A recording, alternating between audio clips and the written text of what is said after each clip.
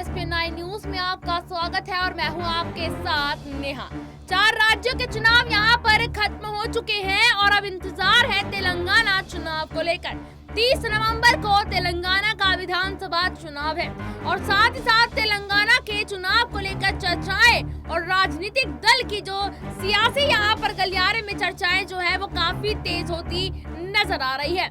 इसी बीच आपको बता दें कि तेलंगाना में इस बार कांग्रेस और कहीं ना कहीं आप बीआरएस का एक गठबंधन को लेकर खबर सामने आ रही है। ऐसे कयास यहाँ पर लगते आ रहे हैं कि इस बार बीजेपी को साइड कर कांग्रेस और यहाँ पर केसीआर मिलकर यानी कि दोनों लोग मिलकर इस बार भाजपा का खेला कर सकते हैं तेलंगाना में।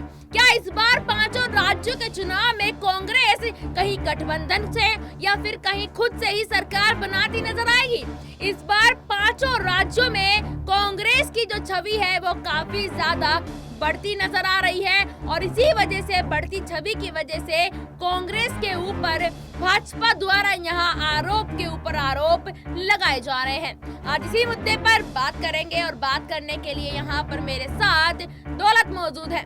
दौलत से जानना चाहेंगे और सबसे पहला सवाल दौलत से होगा कि दौलत 30 नवंबर की तारीख तेलंगाना के लिए कैसी साबित हो सकती है?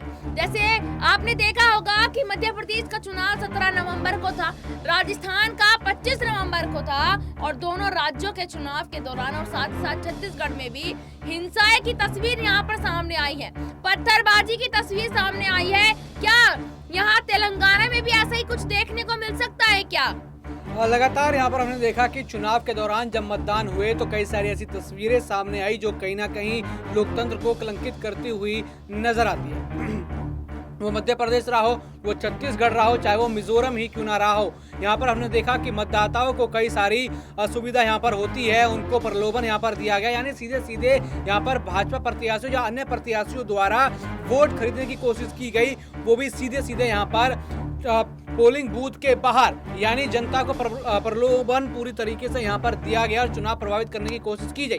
और जैसे कि आपने बात करा कि ईवीएम पर भी यहाँ पर कई मुद्दे उठते हैं। अभी हाल ही में हमने सुबह एक खबर देखी थी छत्तीसगढ़ में कि यहाँ पर कलेक्टर एक अधिकारी जो है किस तरीके से उन मतपत्रों के साथ छेड़खानी करते हुए नजर आ रहे थे। हालांकि आधिकारिक पुष्टि इसकी नहीं हुई है, लेकिन कांग्रेस का आरोप यही है कि चुनाव प्रभावित का काम शुरू करना बीजेपी ने यहाँ पर कर चुका है और वो अपने कार्यकर्ताओं को भी ये आदेश दे चुके हैं, अपने कार्यकर्ताओं को यह आह्वान कर चुके हैं कि सतर्क रहिए, अपने आसपास नजर बना के रखिए, क्योंकि आपकी सीट खतरे में, आपकी पार्टी यहाँ खतरे में आ सकती है। क्योंकि यहाँ पर अब बीजेपी वालों ने जो सरकार सिर्फ चंद दिनों की बची है, जिसमें कुछ चंद सांसें बची हैं, शिवराज सरकार अब टूटने वाली है, गिरने वाली है, तो इस तरीके से उनके प्रयास चालू हो गए हैं जो हमेशा 2014 से इल्जाम लगते रहे हैं, जब से बीजेपी सत्ता में आई है और राज्यों में अपना धीरे धीरे करके कब्जा जमाना शुरू करा है। और हमेशा ये आवाज उठती है कि ईवीएम में कुछ धांधली है, गड़बड़ी है, तभी यहाँ पर बीजेपी जीतती हुई नजर आ रही है। और देखिए बिल्कुल यहाँ पर चुनावों में और वोटिंग के बीच में यहाँ कोई धांधली है या गड़बड़ी है, इसी वजह से भाजपा यहाँ पर जीतती नजर आ रही है। जैसे कि आपने देखा ही होगा कि आज सुबह से सोशल मीडिया पर एक वीडियो काफी ज्यादा नजर आ रहा है। एमपी में एक कलेक्टर यहाँ पर जो मतदान पेटी है उसके साथ छेड़छाड़ करते नजर आ रहे हैं, जिसके बाद कांग्रेस के नेताओं ने यहाँ पर चुनाव आयोग में जाकर उनकी शिकायत दर्ज करवाई है। और यहाँ इस तरीके से ईवीएम के साथ छेड़छाड़ उससे पहले भी मध्य प्रदेश के चुनाव के दिन शाम को शिवपुरी सीट से एक कब्रिस्तान के अंदर 6 ईवीएम मशीन पाई गई थी। उसके बाद अभी तक यहाँ उस पर कोई ऐसी अपडेट सामने नहीं है। हालांकि यहाँ पर जांच जारी थी उस वक्त, लेकिन ये जांच अभी तक खत्म हुई है या नहीं, इस पर अभी कुछ नहीं यहाँ पर कहा जा सकता।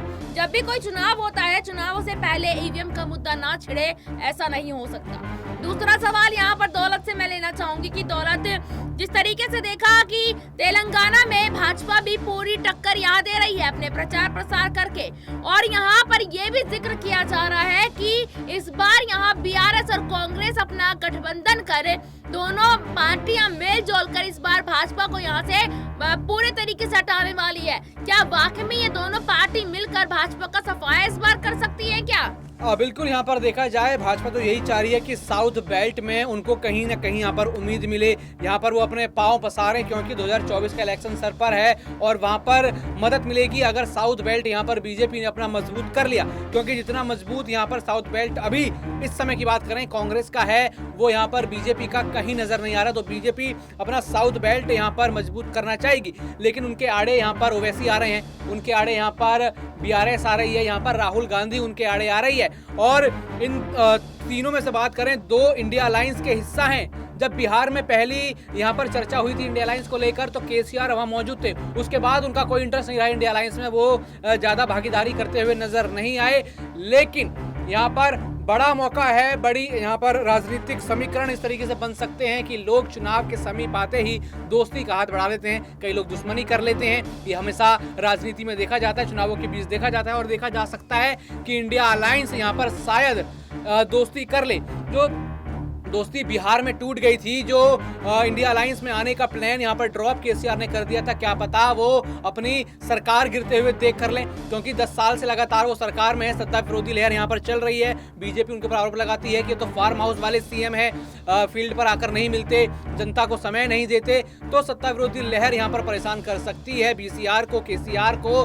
तो यही वजह हो सकती है राहुल गांधी या फिर यहाँ पर वो हाथ मिला लें कांग्रेस से और बीजेपी को बड़ा झटका दे दें। लेकिन बीजेपी लगातार यहाँ पर मुस्तैद है, प्रधानमंत्री नरेंद्र मोदी खुद चुनावी प्रचार कर रहे हैं, अमित शाह लगातार यहाँ पर चुनावी प्रचार कर रहे हैं। तो ऐसे में हो सकता है कि बीजेपी को कोई ज्यादा बड़ा जोखिम ना हो या बड़ा झटका ना हो, लेकिन निगाहें सबकी यही बनी रहेंगी कि क्या बीआरएस बीजेपी को हराने के लिए, क्योंकि अगर बीजेपी एक बार उनके गढ़ में सेंध मार जाएगी तो बीआरएस की वापसी शायद यहाँ पर मुश्किल हो जाएगी। ऐसा हमने कई राज्यों में कई जगह देखा है। तो बीआरएस यहाँ पर सतर्क रहना चाहती है, इसीलिए हो सकता है कि कांग्रेस का साथ अपना ले। बिल्कुल यहाँ पर हो सकता है कांग्रेस का साथ यहाँ पर अपना ले। और जैसे कि दौलत ने एक बहुत ही ज्यादा महत्वपूर्ण बात बताई है कि जब भी कोई चुनाव होता है या तो नाराजगी होती है या कोई पार्टी किसी और पार्टी के साथ गठबंधन कर लेती है। कितने सारे नेता ऐसे होते हैं जो अपनी पार्टी का दामन छोड़कर दूसरी पार्टी का दामन यहाँ थाम लेते हैं। ये चुनावों से पहले अक्सर देखने को मिलता है। और देखिए यहाँ पर यह भी देखा जाता है कि जब भी कोई चुनाव नजदीक होता है गद्दारी सबसे पहले यहाँ देखने को मिलती है। जैसे कि आपने देखा होगा कि मध्य प्रदेश में 2018 के विधानसभा चुनाव के दौरान ज्योतिरादित्य सिंधिया ने एक गद्दारी यहाँ पर करे भाजपा को ताज पहना दिया था और कांग्रेस को यहाँ हार का सामना करना पड़ा था। तो देखिए यहाँ पर ये बहुत ही बड़ा एक ऐसा मुद्दा है जो हर राज्य में देखने को मिलता है। महाराष्ट्र में भी आप देख सकते हैं। उसके बाद में यहाँ तमाम राज्यों की बात करूं तो देखा जा सकता है कि यहाँ चुनावों से पहले फिर बदल होने लगता है। लेकिन अब यहाँ पर देखना होगा क्योंकि तेलंगाना चुनाव पर भी अब पैनी नजर है। यहाँ पर एक्सपर्ट्स का भी कहना है कि इस बार कहीं ना कहीं तेलंगाना में कुछ बड़ा होने वाला है। लेकिन यहाँ पर अब देखना होगा कि आखिरकार 30 नवंबर को किसके हाथ में यहाँ तेलंगाना की जो है कमान आने वाली है। इस रिपोर्ट को लेकर आप क्या राय रखते हैं हमें कमेंट बॉक्स में जरूर बताएं और देखते रहिए SPN 9 न्यूज। धन्यवाद।